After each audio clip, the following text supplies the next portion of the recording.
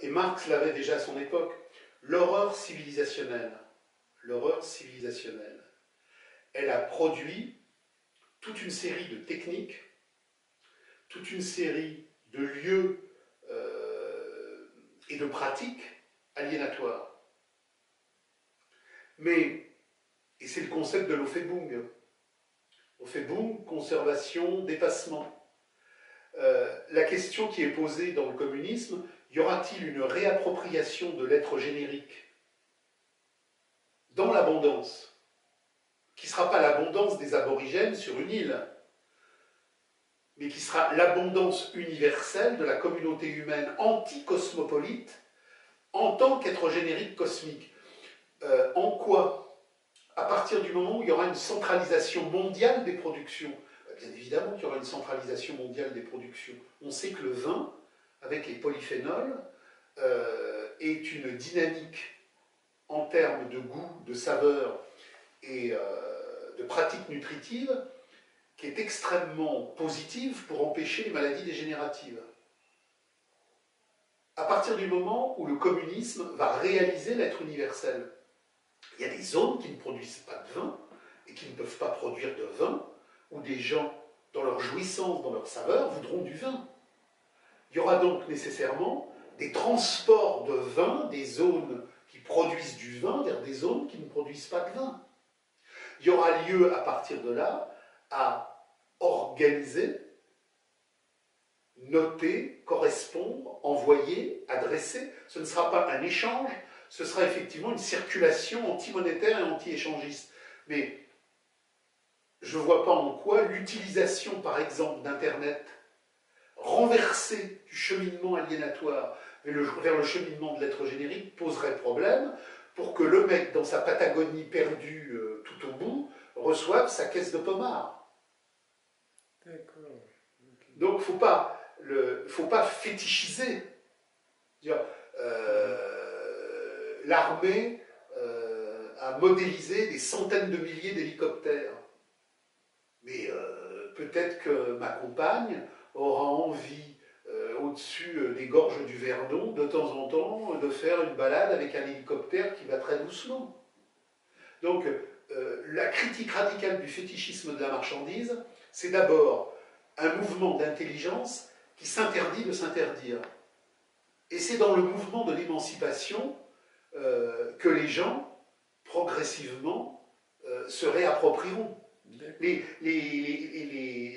conseils ouvriers d'Aragon et de Valence, lors de la révolution de 36-37 en Espagne, se sont réappropriés les autobus. Les autobus étaient des espaces mécaniques sur 4 roues qui étaient destinés à transporter les prolétaires aliénés et exploités à leur usine. La révolution s'est mise en marche, on n'a pas dit on va détruire les autobus. On s'est dit on va réutiliser d'une autre manière les autobus.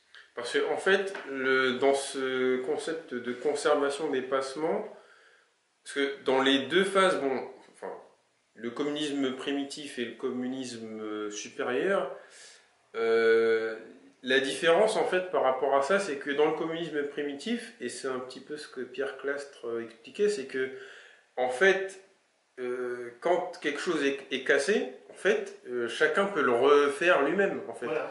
Alors que là, en fait, si Internet est cassé, bon, c'est chaud. Donc, qu'est-ce qui... de toute façon, j'imagine on peut pas résoudre la question maintenant, mais ça peut poser un problème s'il y a... Le communisme supérieur n'est pas un retour au communisme inférieur. Le communisme universel ne sera pas un retour au communisme local, simplement universalisé. On ne va pas repartir dans les communautés. Il y a plein de gens qui disent ils veulent repartir au paléolithique. Je dis, non, mais vraiment, il faut lire. Faut lire avant de parler. Donc, le communisme universel, ce n'est pas un retour au communisme primitif, mais ce n'est même pas un retour au communisme primitif avec en plus ce que nous aurait donné l'histoire. C'est une explosion du rapport social aliénatoire. Donc, il y a des tas de choses. Je veux dire, un truc tout bête. La médecine du capital, avec sa chimie organique, avec ce poison industriel de médication tue les êtres. On ne l'utilisera pas. Il y a dans les hôpitaux des appareils à IRM. Est-ce qu'on conservera les appareils à IRM? Je pense que oui.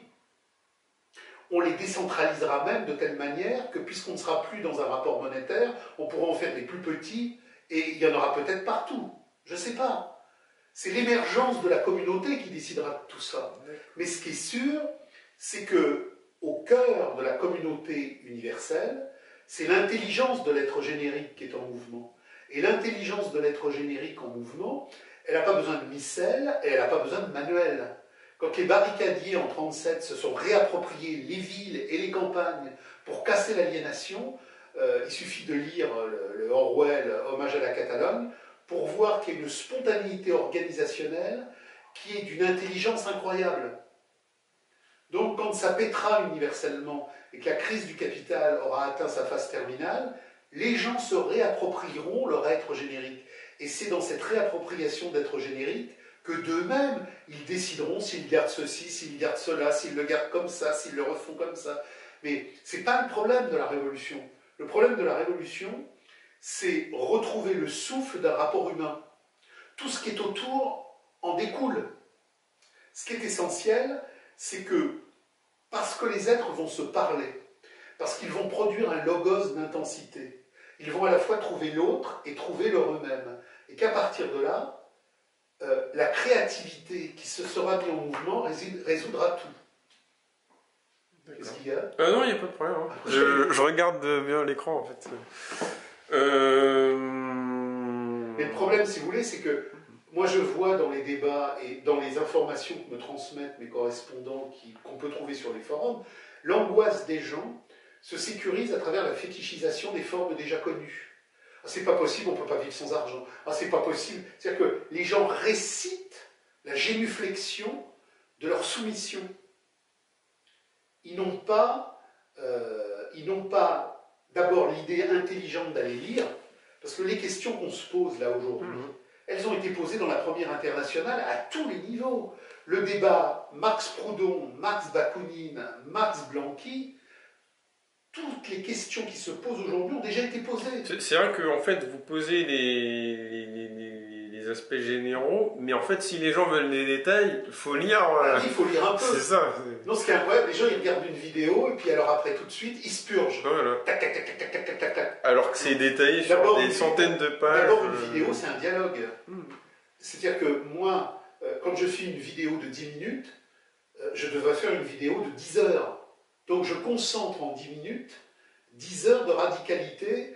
Je veux dire, pour faire par exemple un exposé sur la critique de l'économie politique, la crise, la domination formelle, la domination réelle, il faudra au minimum 8 heures. Si je fais tout ça en un quart d'heure, il faut que la personne qui voit la vidéo ait l'intelligence de se dire, bon, il me transmet un flambeau, il faut maintenant que je descende dans la cave et qu'avec le flambeau, je commence à classer les archives.